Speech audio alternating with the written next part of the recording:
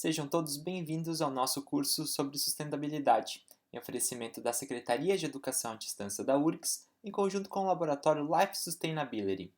Meu nome é Matheus Mainardi, sou mestrando do programa de pós-graduação em Construção e Infraestrutura e apresentarei as videoaulas que abordarão temáticas adjacentes à aplicação do desenvolvimento sustentável ao ambiente construído.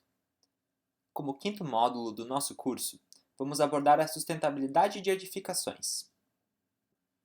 Especialmente abordando a questão da sustentabilidade, a sociedade tem pela frente um grande desafio: introduzir na área urbana um novo conceito de habitação e construção que ofereça mais qualidade de vida aos habitantes das grandes cidades, com menor impacto ao meio ambiente. Uma das alternativas para alcançar esse objetivo é praticar o consumo eficiente dos recursos naturais utilizados. As edificações são responsáveis por 30% das emissões globais de gases de efeito estufa, muito devido à demanda de consumo de 25 a 40% da energia global. Além disso, o setor da construção civil mostra-se como um grande consumidor de matérias-primas, demandando 50% da produção global de aço, por exemplo. Ademais, aponta-se que 40 a 60% do volume de resíduos em centros urbanos maiores que 500 mil habitantes são resultantes de processos construtivos. Nesse contexto, como consequências diretas, temos as diversas formas de contaminação do solo e dos recursos hídricos por resíduos, assim como a poluição do ar devido às emissões de partículas contaminantes na atmosfera. Além da contaminação dos ecossistemas, tem-se consequências também na qualidade de vida dos usuários das edificações, quando alia-se a projetos que priorizam ambientes confinados e utilizam matérias-primas tóxicas na sua construção. Como citado, a indústria da construção civil é responsável por grande consumo de recursos naturais, utilizados na produção dos principais materiais empregados nas edificações, como o cimento e o aço. O cimento, empregado no concreto e nas argamassas, é o material de construção mais utilizado do mundo, sendo que 4 bilhões de toneladas desse material são produzidas todos os anos, e é um dos mais poluentes, amargando 1,5 bilhão de toneladas de CO2 gerados. Nesse contexto, o processo de fabricação do clinker, principal elemento do cimento, é responsável por 90% das emissões de gases de efeito estufa, devido ao processo de aquecimento do calcário moído, argila, minério de ferro e cinzas volantes, que gera óxido de cálcio e CO2. A indústria do aço, por sua vez, é responsável por cerca de 7 a 9% do consumo direto de combustíveis fósseis no mundo, resultando em mais de 1,8 toneladas de CO2 emitidos, devido também ao processo de alto forno pelo qual o minério de ferro é submetido. Portanto, cabe à cadeia de produção pensar na otimização do uso desses produtos, a fim de mitigar os impactos ambientais da extração e beneficiamento. A reciclagem de materiais, nesse sentido, é uma alternativa viável em algumas indústrias, como a da produção do cimento, a qual pode reaproveitar grandes quantidades de resíduos de ferro e cinzas volantes. Já a substituição de materiais derivados do carbono no processo de fabricação do aço também pode contribuir na redução de CO2 emitido no final do processo. Quanto ao canteiro de obras, verifica-se elevado consumo e perda de materiais.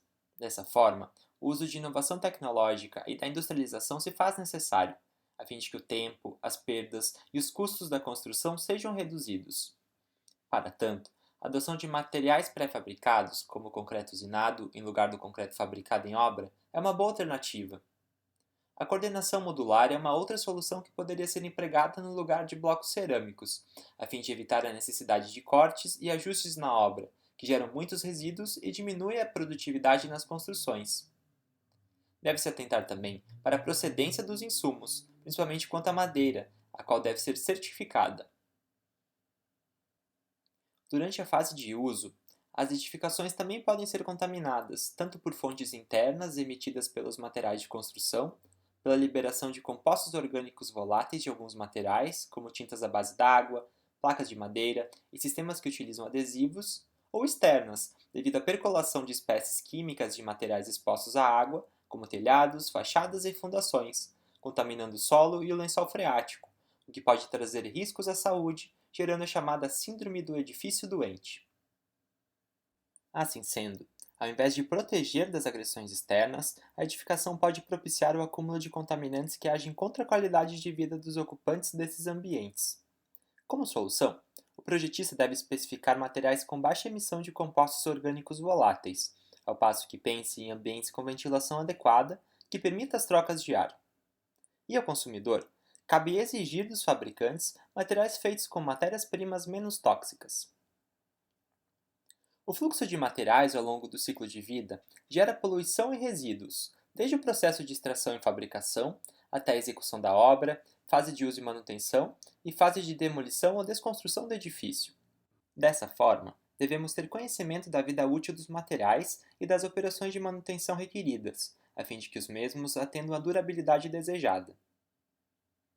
A durabilidade dos materiais possui relação direta com o impacto dos produtos da construção civil, visto que quanto maior a vida útil da construção, menores são os custos econômicos e ambientais totais pela maior intensidade de manutenções e as quantidades de material necessárias para a reposição.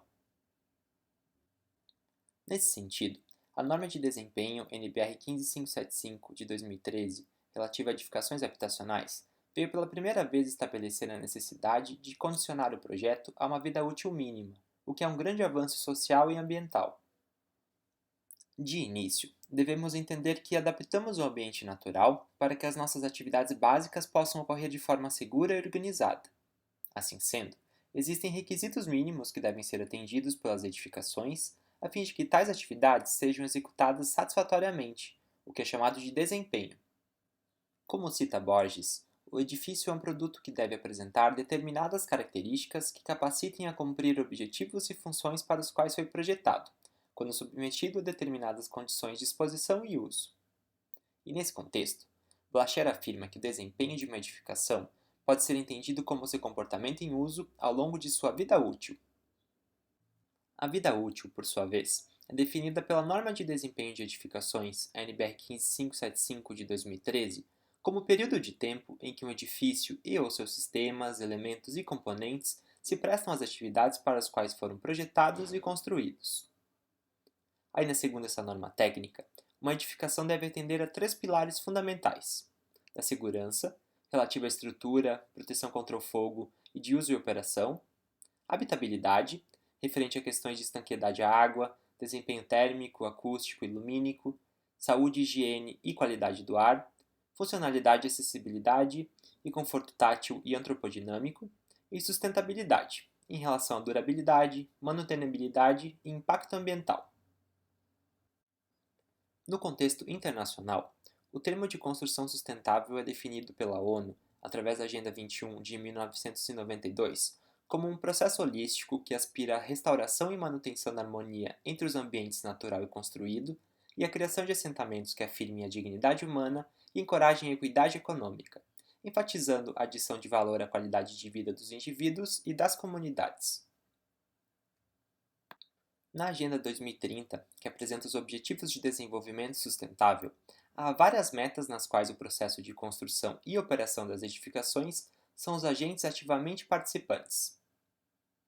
As residências sustentáveis melhoram o conforto, saúde e bem-estar de seus moradores, incentivam o uso de fontes de energia renovável, propiciam o impulsionamento da economia pela geração de empregos diretos e indiretos atrelados à sua elaboração e execução, contribuem para catalisar a inovação e mitigar as mudanças climáticas, impulsionam o desenvolvimento de cidades e comunidades mais eficientes, onde os recursos são melhor aproveitados, geram menos emissões de gases de efeito estufa, contribuindo no combate às mudanças climáticas, contribuem com a biodiversidade, economizam água e reduzem danos ambientais, e, por fim, são geradas relações globais mais fortes.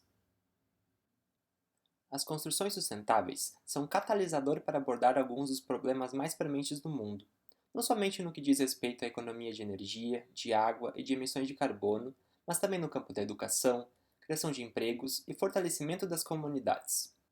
Por isso, os projetos não devem ser vistos de forma isolada, mas como parte integrante de uma sociedade cada vez mais necessitada de mudanças ambientais e sociais. Muito obrigado pela atenção de todos e todas. Vamos passar agora para a segunda parte desse tópico. Bons estudos e até a próxima! Tchau!